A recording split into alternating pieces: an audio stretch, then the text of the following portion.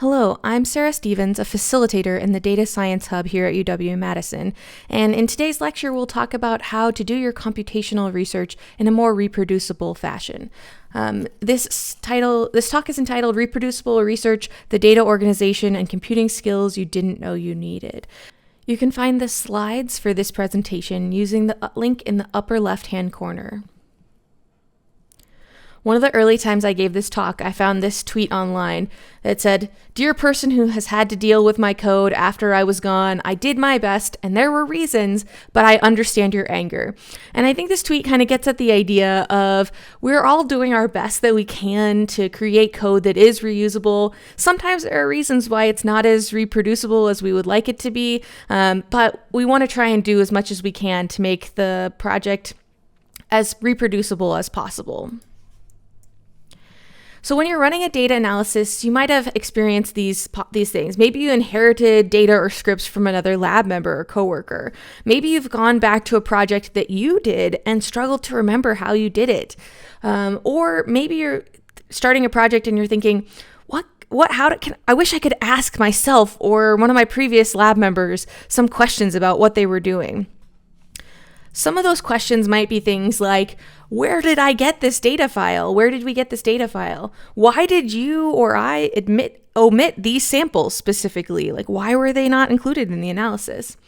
Which image goes with which experiment? So how do I match up the figures to the different samples or experiments that I did? Or how did I or you make that figure? What tool did you use? What parameters did you choose? Or things like, what order do I use to run these scripts? And so we're going to talk about ways that you can think about the reproducibility in your own project and make a better project for yourself or others. I like this XKCD comic here about reproducibility. So the person goes and they pull the machine, they get zapped by lightning, and a normal person says, I guess I shouldn't do that. But a scientist says, I wonder if that happens every time. And to me, this kind of gets at the fact that reproducibility is an important tenet of science and research altogether. If it doesn't happen every time, is it really meaningful to science? And so we want to make sure that our scripts, our code, are reproducible for people to be able to use in the future to make it reliable science for us to publish and continue forward with. Reproducibility is a process though, and so you may not come up with a system that is perfectly reproducible on your first try. If you look at my graduate thesis, the first chapter is not as reproducible as the second, is not as reproducible as the third, and I think I could create a project now that would be even better. And so a little bit reproducible is better than not reproducible at all. So you want to make a process of continuing to try and include better reproducibility practices in every project you run. Also considering that a little bit open is better than not open. So the things that you can share with others to make use of, it's better to anything you can do to do that. Also strive to make each project a little bit more organized than the last. So that kind of goes with what I said earlier about each project you do, make sure that you continue to improve your reproducibility. Ooh, and a note that I want to give here is most of this talk is directly taken from a talk given by Carl Broman, who's a professor at the University of Wisconsin, and kind of my custom version of his talk about reproducibility. Okay, so the first thing we're going to talk about is organizing your project. And so the file naming and project organization are really, really useful for you. There's a quote from Jenny Bryan that says, file organization and naming are powerful weapons against chaos. And so that might be motivating for you to think about file naming in a little bit as such a more important feature. Sometimes I think we take file naming for granted. And another inspirational quote for you to think about as you organize your project is that your closest collaborator is you 6 months ago, but they don't reply to emails. And so this is paraphrasing Mark Holder. And so the past you, try and be kind to your future self so that you leave enough information that in 6 months, you are definitely going to be able to use it. So you may be working with collaborators and they'll need to use it, but it's almost guaranteed that you will need to reuse some of your work in the future. And so be kind to your future self and leave yourself the pieces that you're going to need to actually be able to work with that data, that project. You may have a file system that looks something like this. So it may be sort of a chaotic file system where each time you do something, you create a folder, but you look at this and you see that you may not know the difference between what ping 2, ping 3, ping 4 is. Hopefully ping 4 is the latest version, but maybe there are other differences between them. I know myself sending data or code to other people had a lot of file folders that looked something like this: code for so-and-so or data for so-and-so, where I would put things together for other people. There's some data ones down here as well. And so this system is kind of chaos. It's kind of unclear where things are. And if we don't think about how we're going to organize our project or our file system before we start, systems tend towards chaos, and it's more likely to end up in a situation that looks kind of like this. So instead, we want to organize our projects. So every project that you do should have its own project folder. And here are a couple examples of some project folder systems. And you'll notice they have some shared features, but they're still slightly different from one another. So you'll notice that they both have the raw data, or data raw here, separated out from the derived or output data. And so you want your processed, derived, or output data to be separate from your raw data. Ideally, we would want this raw data to be not editable by us. So you can change it so that you don't have the permissions to write to those files. And then that protects. It's called write protected. So you'd like these files in your raw data to be write protected. So you can't accidentally change a number in the Albania GDP per capita CSV. And so you want to keep your raw data files as safe from human intervention, human changes as possible. And one of the things you need to do is to separate them from your output data, so you can't accidentally change it because they're not in the same place. Another is to try and write protect those folders. But sometimes I do a system where I actually do data, and then I have a folder called raw, and I have a folder called processed. So as long as you're keeping your data, your raw data, separate from your derived or changed, your created data, that's a good system. And what we mean by derived or output or processed data is things that you've done to, let's say, clean your data up. So maybe you took all of the different countries and you put them into one file for gdp.csv. And you've rearranged the columns and you've renamed them and you've cleaned them up so they're really easy for you to use. That would be this output data. So that's going to be your processed data. All right, you'll also notice in these file systems that they have their scripts separate. Sometimes, in this case, they've named their folders after the type of scripts they are, the programming language. Sometimes instead you might be creating a folder that has all of your scripts in it, and then it's regardless of language, but it kind of depends on what system you prefer. It also has an analysis folder in this left-hand side one. I suspect the analysis folder is kind of the level above the script folders, and that this analysis has how to run all the scripts that are in these different scripting languages in it. There's also a folder for figures or plots. In this case, it's figs on the right-hand side. There's some notes. There's some references on the left-hand side. Those are all good things to include in your project folder. On the right-hand side, we also see tests. So they're testing their code to make sure that it works as expected and is rigorously tested and it's not going to throw any errors. And so they have their tests in a folder here on that side. You'll notice they also have some of these description files and a README, a to-do file, so for a list of things that they're working on. And then they both have this make file, which is for automation. And so we'll talk a little bit more about READMEs in the next step, and we'll hint a little bit at this automation step that is included here in the folder as well. Okay, as you're choosing names for things, here's a comic by PhD Comics, George Chom, and it's about creating a final documentation. And so here we're seeing kind of a version of version control. So that's a common way to do version control, is to modify the name of the file each time you make changes, so you have a different version of it. And having version control is great. Like, having different versions is really helpful. But in this case, I didn't really plan for what file names were going to be, so it became very messy. And so you can see the student here has created what they thought was their final doc. And then the professor made some changes, and they created a new change with the professor's edits called Final Revision 2 docs, some more changes, and finally they have this really long file name that's Why Did I Come to Grad School? And so let's talk about a little bit about some of the things you might want to do with creating good file names. And so on the right-hand side here, you can see a couple examples of different file systems.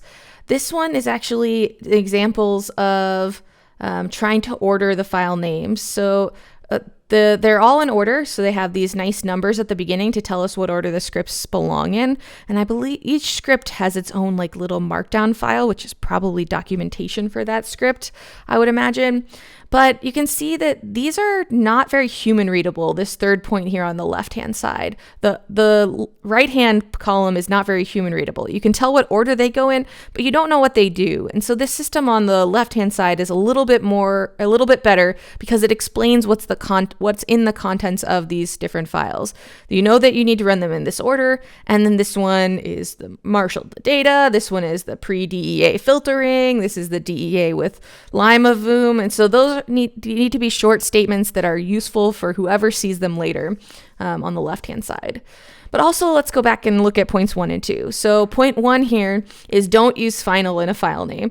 This can be tempting. I'm sort of superstitious about the word final in a file name anymore. And so I try not to put final in any of my file names. I might use, let's say the version that I submitted to a journal. I might call that the submitted version instead of the final version because I'm now superstitious and I feel like final might curse a file to not be the final version. And so try not to use final in a file name. Also, you want it to be machine readable, so you don't want to have any spaces. You'll notice that with the left-hand side too. They don't have any spaces. They only have these underscores to separate the numbers and the dashes to separate the naming, short names that they give on the right, on this left-hand example. And this is particularly meaningful because, as we'll learn later in this course, the spaces mean things in the Unix shell. And so often, most of computing is built on the Unix shell. You may be running scripts in the Unix shell. A lot of bioinformatics is built to be run in the Unix shell. And so it's better to not have spaces in your file names because the Unix shell will see that as more than one file name. There are ways to get around it, but typically best practice is to not include spaces or any special characters like $sign or %sign or @ because those have specific meanings to the computer as well. All right, and the last point we have here is that you want to be consistent. So you want to continue the patterns with new file names in a project. And it's best to try and think about as much as you can about how you're going to use your naming scheme and come up with a system at the beginning. You might find yourself about halfway through a project and realize that your naming scheme or your organization scheme doesn't work quite well for your project. It's tempting to then rearrange your project at that point, but that can lead to more chaos in the future. So trying to come up with a scheme that you think will work for you at the beginning is really the best practice. But if you need to rearrange, that's understandable. Be careful when you do so because it can lead to some changes that are unexpected and may confuse you. So really be careful when you rearrange as well. All right, we also talked about that label order explicitly. So we noticed our file names before had the numbers at the beginning. So they told us what order to run those scripts in. And that lets us make use of the computer sorting. So we have the 0 through 7 in alphabetical order. Your computer by default usually sorts file names in alphabetical order. And so numbers come in the same order they come in numbers. And you can see that it's sorting them in the right order here. And you want to start with groupings, then get more specific. So maybe these two need to be more specific later, but you want to start with these bigger groups for numbers and getting more specific. It's also really good to pad numbers with zeros. So to have a 0 on the left-hand side in front of each of these numbers. In this script system, they can only go up to 9, so they can only have 10 scripts that they have in a row. And so if you want to leave yourself some flexibility, it's better to put a 0 at the beginning so that you can continue your sorting pattern longer and rearrange the numbers a little bit more easily if you have to if you find out you need a script between these, or you need to give a number here. Also, you could use date formats. So a lot of folks will put dates in their file names to help keep track of the versions. That's very common. You'd want to use, if possible, put your date at the beginning of the file name and use the ISO standard date format, which is first the year, then the month, and then the day. And then actually sorting alphabetically will still give you that chronological sorting. So that can be really helpful. And XKCD has another comic on the standard date format, and they very much encourage the global standard numeric date format, the International Standards Organization, ISO, to set a standard date. And it is year with all 4 digits, month with 2 digits, and then day with 2 digits. And so they have some additional date formats that they joke about that are excluded and discouraged. So try and stick with this international date format. It'll then make everything consistent and make sure that that others that find your work know that it follows the international date standard. All right, documenting your work. So we want to make sure our work is useful for ourselves and other humans. And so this is where we come to that README document. It might feel a little old school, I feel like, not as many people are familiar with README, but you want to have a README document that is the first thing that anyone who looks at your project can take a peek at. And then once they've looked at that, they'll have some idea about what your project is about. When you make a README file, you'd want to make it a plain text file. So this is in opposition to something, let's say like a Word document, which is a docx file. That's a binary encoded format. And so you have to have Word or some other software that can read Word documents installed on a computer to read it. But with a plain text file, it's encoded in plain text, which any computer can read. And so you want to try and make it a plain text file. I often like to make mine a format that's called Markdown, which is plain text, but it has a little bit of formatting in it that can make it interpreted as or rendered as a prettier document, but it's still readable as a plain text file. And so you want it to be plain text if possible.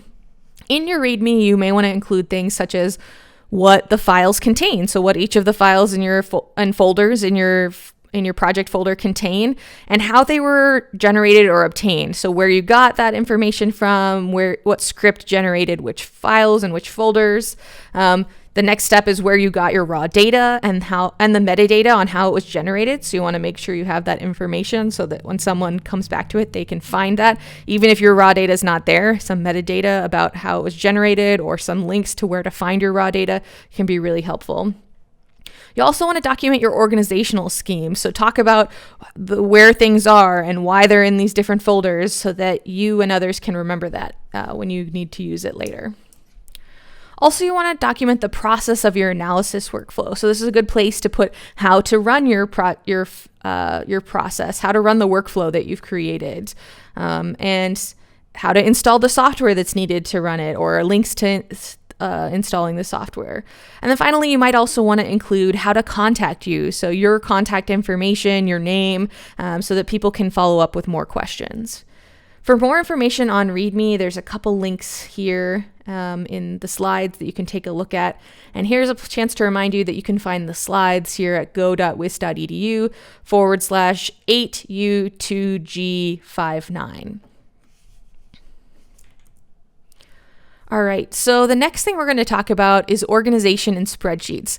Most likely you're organizing your data in spreadsheets, and some of the things you might be organizing in spreadsheets are your raw data. You might be working with processed data. If we are talking about a sequencing project, which we will be talking about later in the course, you may be start out with sequencing files, which are not going to be spreadsheets, but end up with information that says like how many reads are in each of your samples. So you might have a spreadsheet that gives how many reads are in each of your samples. You might have the size of each of your samples. You might have where the samples were collected or what experiment they came from. You might have the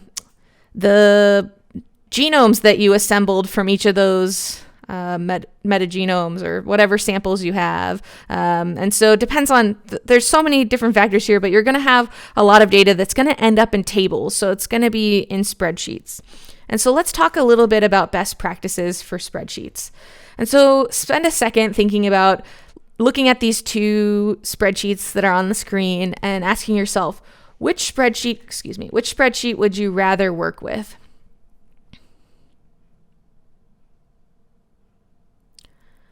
Most folks are going to immediately say the right-hand side because the left-hand side here is confusing. It has all these blanks. It has what appears to be different things in the same columns. It's kind of unclear what's in each column or what data it is.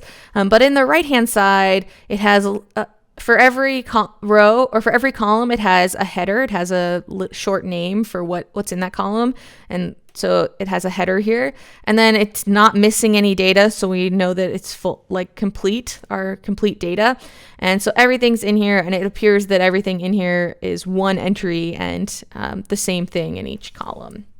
And so let's talk about this best practices for spreadsheets. One is make it a rectangle. And so this means that you don't want to have multiple tables in the same spreadsheet sheet. So in Excel and other spreadsheet programs, usually you're allowed to have multiple sheets that you can have. And so you would want to split your tables into different sheets or different files, because the computer is going to see each sheet as one table. And so you want it to be a single rectangle in each sheet that is, and with this make it a rectangle, it's also having all the data filled in. So you want to have all your rows and all your columns filled in.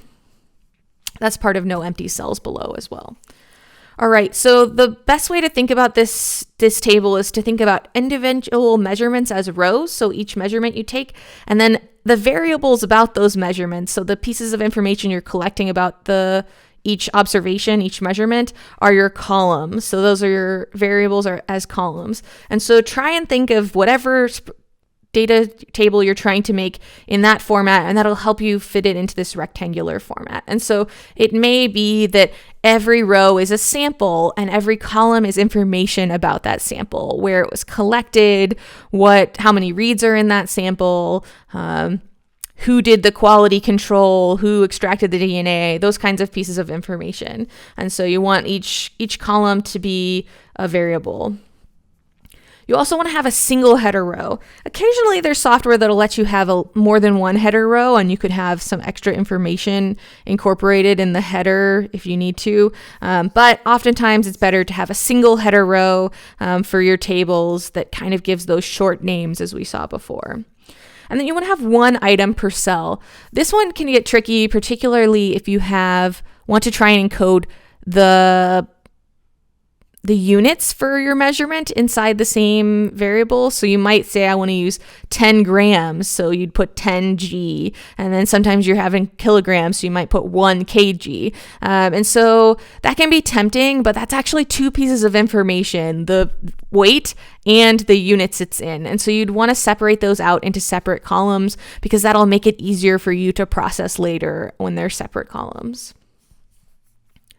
All right, no empty cells. Empty cells can be difficult for someone else to interpret later, because they don't know if data was accidentally deleted, if it was not collected, if there was some other reason to get rid of that data point. And so empty cells are kind of unclear what they are. So try and not have any empty cells. If you have reasons for not encoding a piece of information into your data table, instead you might want to have NA codes, or codes that tell you why something is missing. Maybe the scale wasn't calibrated, so you have a code that indicates that's outside your normal range, a code that indicates that the scale was not calibrated, and so that's why you don't have that measurement. Or we work with a set of data that is about observations of mammals in the desert, and I think you'll see a little bit of it in a later slide. And maybe it's like you tried to take the weight of that animal, but they ran off before you were able to, and they escaped, and then you couldn't take the weight of the animal. And so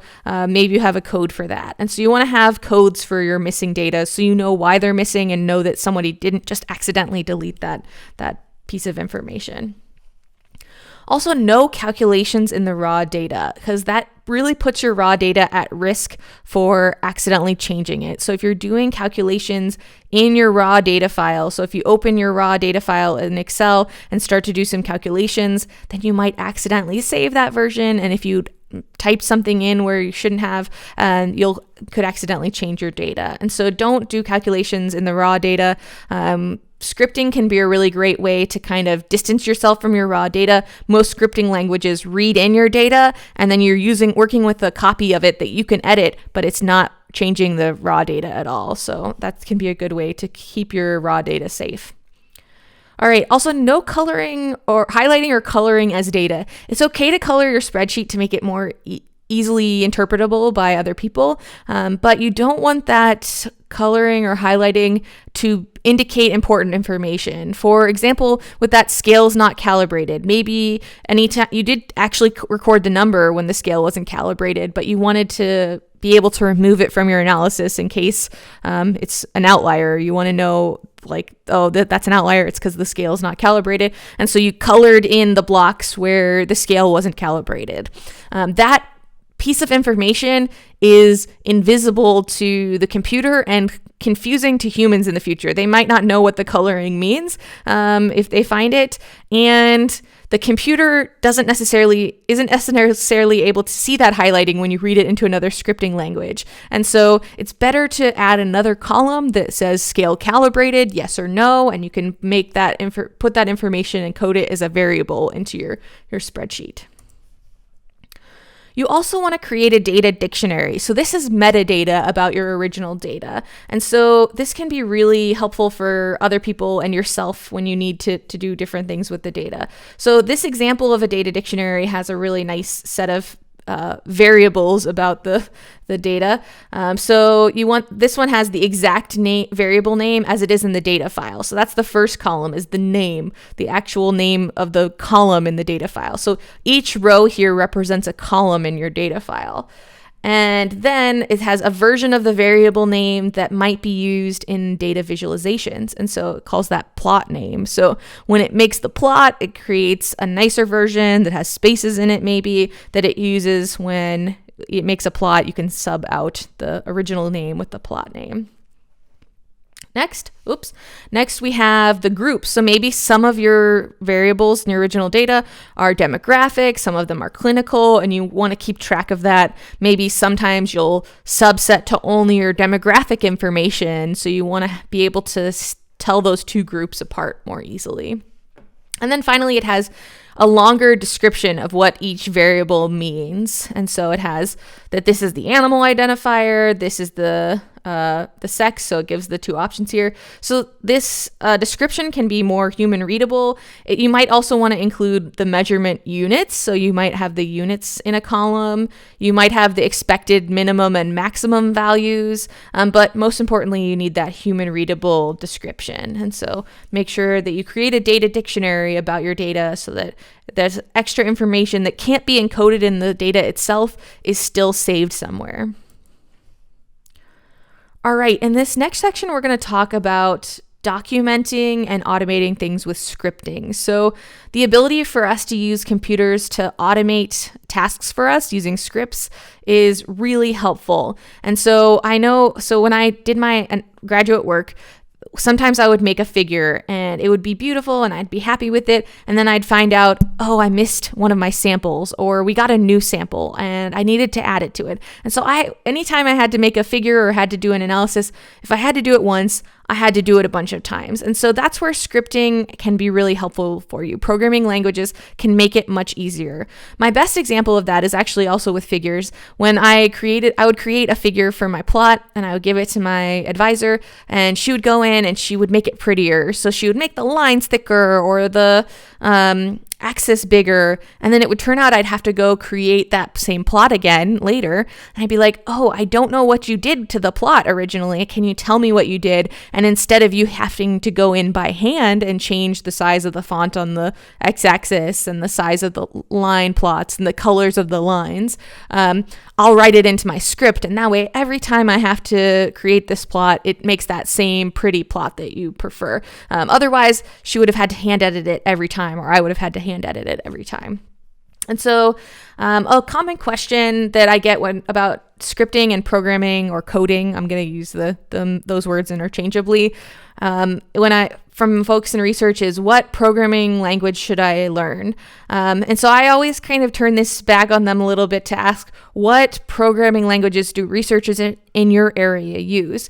And so it's really helpful if you are able to collaborate with other labs, with other lab people in your lab or coworkers, or just people in your area in general are able to use your code as well. And so you want to use whatever programming languages researchers in your area use. In the life sciences and biology, some of the biggest ones are R, which is a statistical programming language, and Python. And I think in most of your work, it sounds like you might be using mostly R. And so R is a good place for researchers in your area, a good tool for researchers in your area to use.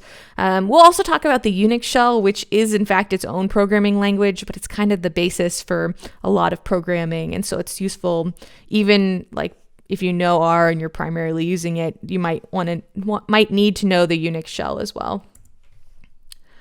All right, as you document and automate things with scripts, you want to save all your commands in a script. It may be tempting to run something in the console or in the terminal briefly to see how it works, and sometimes you might want to do that. But anything that needs to be repeated, anything that needs to be rerun, needs to go in a script. That is the documentation of the pipeline. That's a documentation of the analysis that you're doing.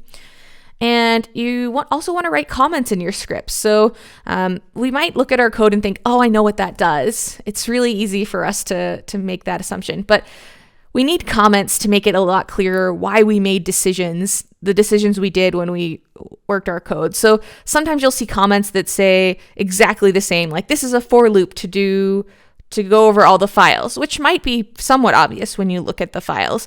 But comments that we also really need are things like why you made certain decisions. So maybe you filtered out the samples with a value less than 10. And so leaving a comment that says values less than 10 are below the minimum expected range and I excluded them for this analysis can be helpful for someone else so they know why you chose that cutoff, that threshold. You also want to write scripts and functions to be modular. So you want to turn things that are repeated code into functions. Most programming languages have the ability for you to create your own functions, and I think all of them do. And so anything you're repeating, you want to turn into a function, and then you can use that function instead of repeating that same line of, let's say 3, but it could be as many as 20 or more lines of code. And so anything you're doing multiple times, you want to turn it into a function to make the most use of the programming language.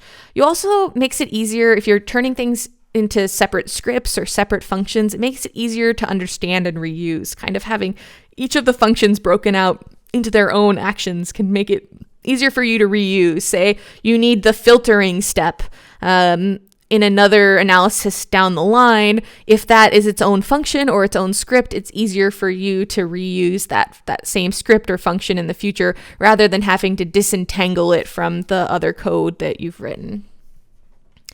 The next step for this might be turning your scripts into a package or library or module. And so that could be making all of your scripts into a package that then you can import and reuse in your next project. So if there are things that you're doing a lot, code that you're reusing a lot, functions or scripts, you may want to think about turning it into a reusable unit, a package, library, module, depending on which coding language you're using. They use different terminology there. In R, it's mostly library. And so if you're using different library, you can create your own library. I think it's library in R. Don't quote me on that one, I guess. All right, so then the next step is going to be using some automation tools. That's the next step beyond scripting. So once you've created your scripts and they run, let's say you get a new piece of data in. This is where automation tools such as Make, SnakeMake, Travis CI, or GitHub Actions can be really useful for you because they can be set to have triggers. Travis CI and GitHub Actions, for example. Let's say you put a new new data file into your folder, that triggers then GitHub Actions, for example, to run your data cleaning step on that new piece of data, run your data analysis on that new piece of data, and then make the standard figures that you know you need. And so those automation tools can be really helpful. The simpler version of things like that are Make. Make is one of the earlier automation tools, and we saw it used in those Make files that we saw in some of our example projects before. For that, you can have dependencies where you say, this file depends, my analysis script depends on my data file. And so if my data file gets updated and I type the word make, then rerun my analysis script. And this is how to rerun it. And so those automation tools can be really helpful for you as you've kind of created your scripts and you might need to rerun them again. The next thing we're going to talk a little bit about is version control. And so I've mentioned this version control a couple times in this lecture already. And so keeping track of your versions can be so important. You don't want to lose different files. You may find yourself like, oh, I want to change this code a little bit, but I don't want to lose my original working version. And so I want to keep that original working version, but be able to experiment and make it faster or better in some way, or add some functionality that didn't happen before. And so that's where keeping track of your versions can be really helpful for you. Things like Google Drive, Dropbox, or Box actually do keep version controls for you automatically.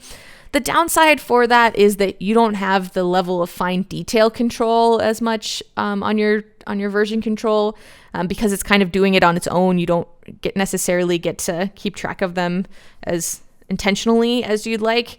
Sometimes I've noticed that like syncing across different devices is occasionally buggy with some of those as well, where I can't get the latest version on my local computer using their automated syncing. And so you can use those options, but a lot of folks in the coding world use formal version control, the most popular being Git with GitHub.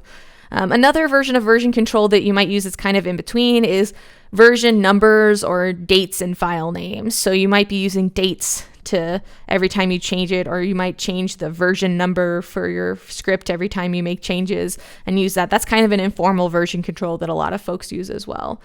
The benefits of using formal version control with something like Git and GitHub, which we'll learn later in this series, is that it allows you to keep only one version in your project folder. So you don't have this list of 10 versions that you're seeing and you don't know which one is which, or you probably want to use the latest one, which might be the biggest number, you hope. So you can instead keep one version in your project folder, but at any time it allows you to revert back to old versions or take a look at those, browse the history of your changes, see what's changed between the different versions of your files. And so this allows you to try new things without the fear of breaking things. Git and GitHub have a nice system to allow you to keep a whole copy basically of your project safe, that is like the stable version, while you maybe have your experimental version where you're making changes and keeping track of those different changes. And then once you figured it out and made it stable, you can put that back into your stable version. So you'll learn more about that in the GitHub section of this course. It also allows you to collaborate with many people, in particular because it has things set up to use to have multiple copies of things. That allows you to work with other people on different copies separately.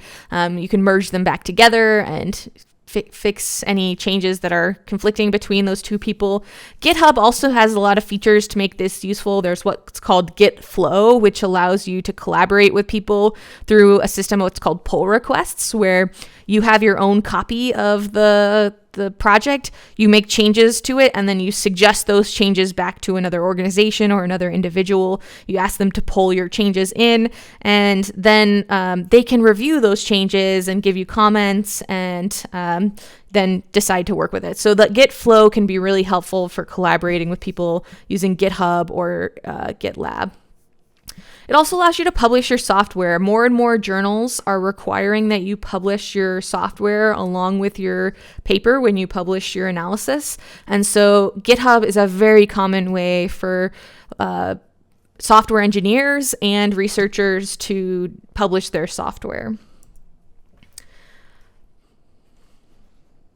So you also want to think quickly about backups. So making sure you're backing up your project and your data.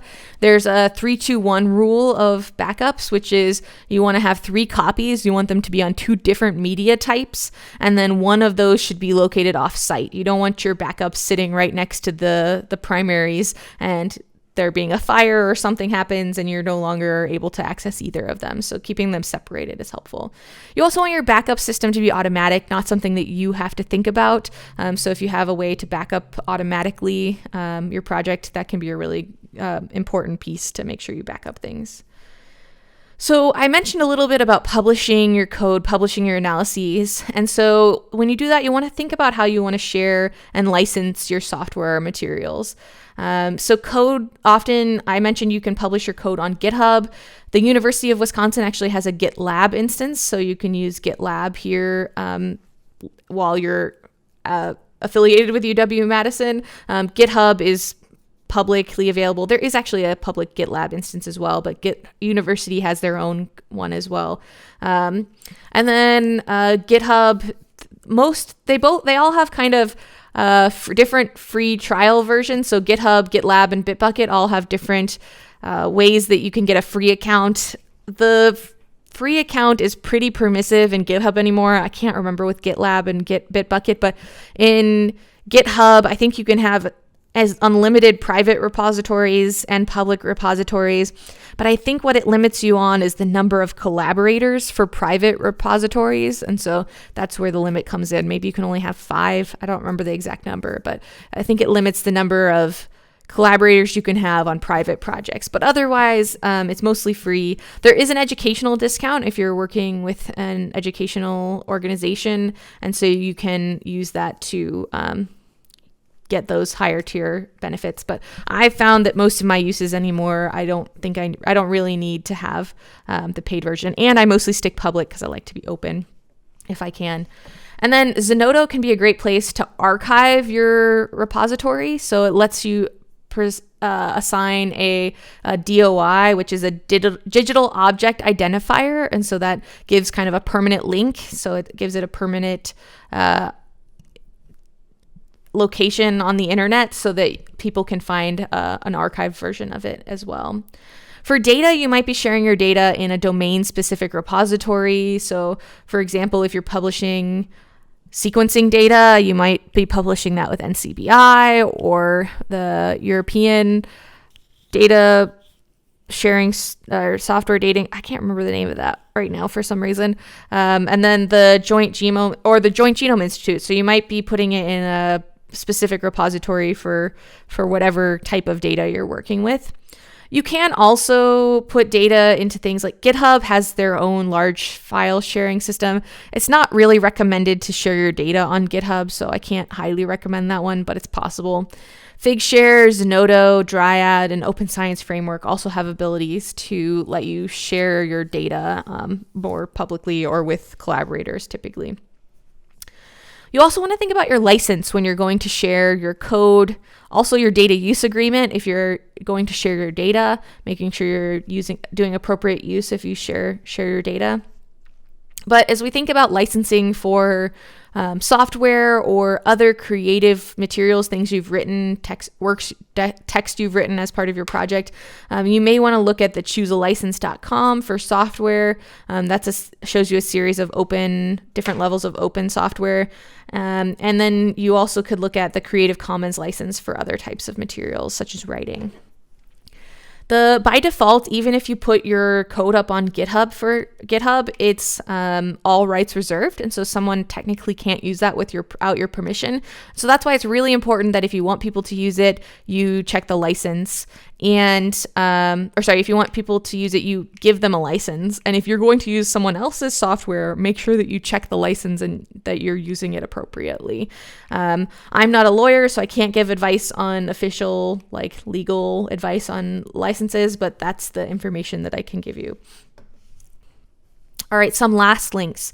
So a reminder, the Data Science Hub webpage can be really useful for you in finding information and finding about our services. You might also be interested in Carl Broman's Steps to Reproducible Research Guide. That's the second link here. Again, my whole talk was based off of his reproducible research talk. And so this is a guide he's put together for steps to reproducible research that can be really useful for you.